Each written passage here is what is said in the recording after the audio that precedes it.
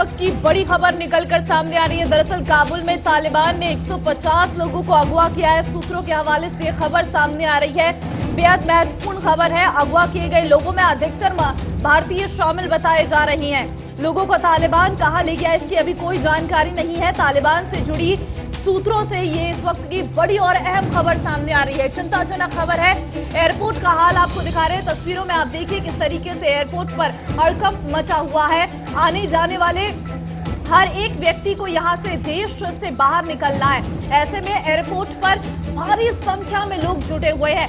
लेकिन इस बीच ये बड़ी खबर सामने आई है कि काबुल में तालिबान ने 150 लोगों को अगवा किया है। सूत्र बता रहे हैं कि अगवा किए गए लोगों में अधिकतर भारतीय शामिल है। फिलहाल तालिबान इनको कहां ले गया, इसकी कोई भी आधिकारिक जानकारी अब तक सामने नहीं आई है। लेकिन इस पर नजर बनाए हुए हैं। तालिबान से जुड़ी ये बड़ी खबर इस वक्त निकलकर सामने आ रही है। काबुल एयरपोर्ट में जिस तरीके से लोगों का जमावड़ा इस वक्त लगा हुआ है, वहां से हर एक व्यक्ति इस वक्त तालिबान के कब्जे से बाहर निकलना चाहता है। ऐसे में अफगानिस्तान में तालिबान का कहर जारी है और सूत्र बता रहे हैं कि काबुल एयरपोर्ट से तालिबानी 150 लोगों को जबरन अपने साथ लेकर गई हैं और काबुल एयरपोर्ट के पास से भारतीय समेत 150 लोगों को उठाने की रिपोर्ट है। लेकिन तालिबान ने इसको नकारा है। तालिबान ने कहा है ऐसा कुछ भी नहीं है, घटना से इनकार किया जा रहा है।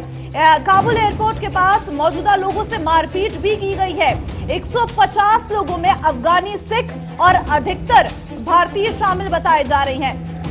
तो फिलहाल लेकिन तालिबान इससे पूरी तरीके से नकार रहा है। कह रहा है कि नहीं, हमने ऐसा नहीं किया है। लेकिन जो रिपोर्ट आ रही है, अधिकतर भारतीय हैं। 150 लोग हैं जिन्हें जबरन अपने साथ ले जाया गया है। सूत्रों के मुताबिक इसमें अफगानी नागरिक और अफगानी सिख के अलावा अधिकतर आम भारतीय नागरिक शामिल हैं। आपको बता दें कि इन लोगों में शामिल एक शख्स जो अपनी पत्नी के साथ था और तालिबानी चंगुल से बचकर भागने में सफल रहा। उसने बताया कि आज रात 1 बजे ये लोग एक वाहन के जरिए एयरपोर्ट पहुंचे थे, लेकिन कोऑर्डिनेशन ठीक नहीं होने के चलते ये लोग एयरपोर्ट के भीतर एंट्री नहीं पा सके।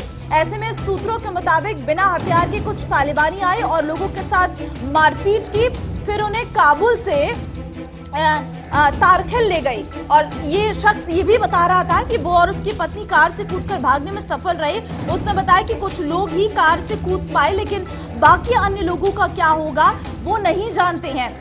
उनकी तरफ से ये भी बताया गया है कि तालिबानी को कहना था कि उन्हें दूसरे गेट से एयरपोर्ट से जा रही हैं, लेकिन ये साफ नहीं हो पाया है कि वो उन्हें एयरपोर्ट ले गए हैं या कहीं और लेके गए हैं। आपको बता दें कि कंधार हाईजैक क्या है। दरअसल 24 सितंबर 1999 को 5 हथियारबंद आतंकियों ने 178 पैसेंजरों को, साथ ही इंडियन एयरलाइंस के IC 814 प्लेन को काठमांडू से हाईजैक कर लिया था।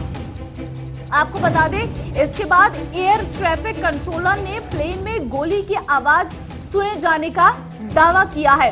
करीब 1 हफ्ते में ये प्लेन आतंकियों के कब्जे में रहा और इस दौरान करीब 5 देशों के चक्कर लगाए।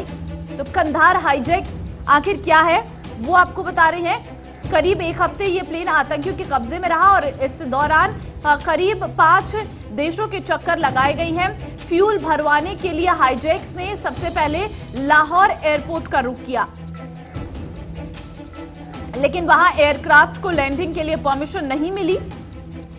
साथ ही आपको जानकारी दे दें कि वहां से ये जो एयरक्राफ्ट है इसे परमिशन नहीं दी गई, फ्यूल के लिए वहां पर उतरा।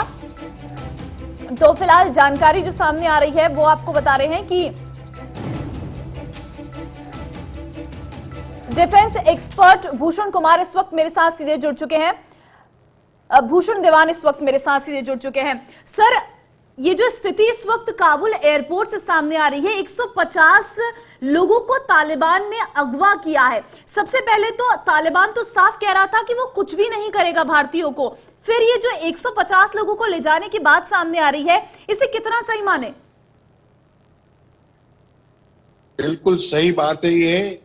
अगर हमने ये सोचा था कि तालिबान कहेगा ऐसा करेंगे हम मान लेंगे, वैसा नहीं करेंगे हम मान लेंगे, तो हमारी बहुत बड़ी गलती है, बहुत बड़ी भूल है।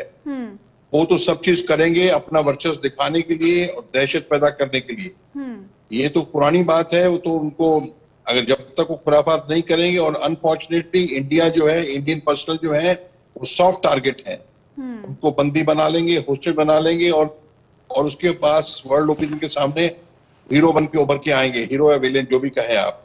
ये तो बिल्कुल पक्की बात है, वो कर रहे हैं, मानने वाली बात है, ये गलत बात नहीं लग रही मेरे को। अगर ये बात सच है तो सर अब भारत ने अगला कदम क्या उठाना चाहिए?